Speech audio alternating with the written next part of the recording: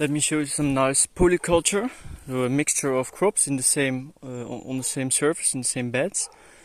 Here, this is my tomato terrace, and I also have some eggplants there and some zucchini. But those four beds consist of tomato. And what I did, I planted basil, purple basil, alongside the tomato plants. There are tomato plants. There's like, so there's a row of tomatoes, more or less in the center, and then basically next to it, wherever there are still holes in the drip irrigation, and there's no tomato, I planted the basil plant.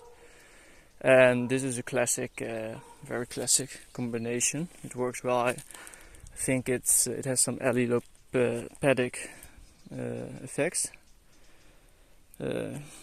But I forgot the exact reason why. But it's quite a famous thing, so it should work. And then I did another experimentation. I planted Swiss chard, also more next to tomatoes. So here you have one tomato, there's another, and then in between there's still some space, and I planted this Swiss chard plant. And the idea is that I will cut down, I will remove basically all the leaves of the tomato plant up until this height.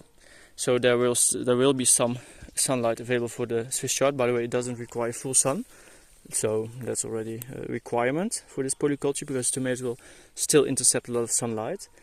And it has pen root, so it's like deep, and it's not really superficial. So there should not be too much competition for water and other resources between the tomato and the Swiss chard plant, I think. But it's an experimentation, so I'll see how it goes this year. No guarantees.